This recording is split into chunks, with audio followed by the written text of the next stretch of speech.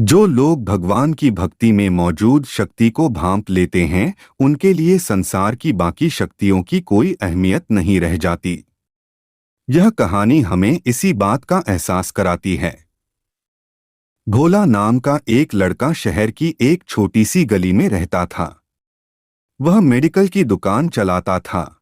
पूरी दुकान वह खुद संभालता था, इसलिए कौन सी दवा कहाँ रखी है उसे अच्छी तरह पता था। सब कुछ अच्छा होने के बाद भी भोलानाथ नास्तिक था। वह पूरा दिन दुकान पर काम करता और शाम को परिवार तथा दोस्तों के साथ समय गुजारता। उसे ताश खेलने का भी काफी शौक था। जब भी समय मिलता वह दोस्तों के साथ ताश खेलने बैठ जाता। एक शाम वह दुकान पर था, तभी उसके कुछ दोस्त आए।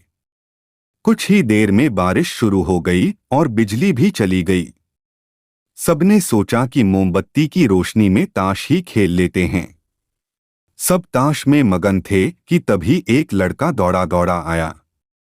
उसने जेब से दवा की एक पर्ची निकाली और भोला से दवा मांगी। भोला खेल में मगन था।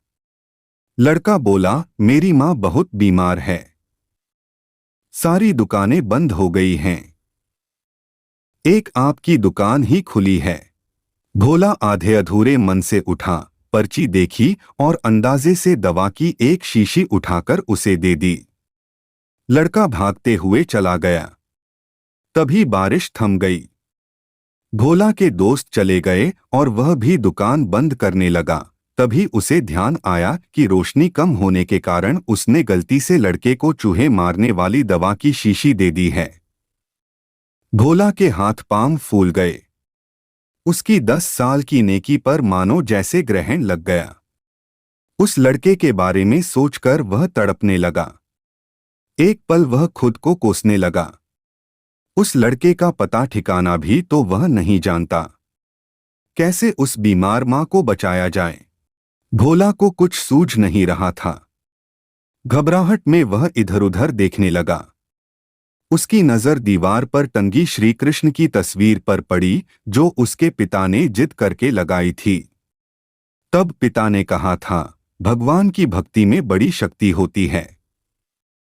भोला ने आंखें बंद कर श्री कृष्ण की तस्वीर के आगे हाथ जोड़े और बोला, हे श्री कृष्ण भगवान जी, मेरे पिताजी आपको बहुत मानते थे, लेकिन मैंने कभी आपको नहीं माना। भगवान जी, आज मैं मुसीबत में हूं, मुझे बचा लीजिए प्रभु। थोड़ी देर बाद वह छोटा लड़का फिर दुकान में आया।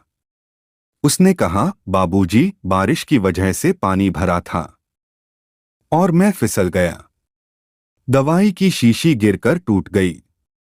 क्या आप मुझे दूसरी शीशी दे सकते हैं?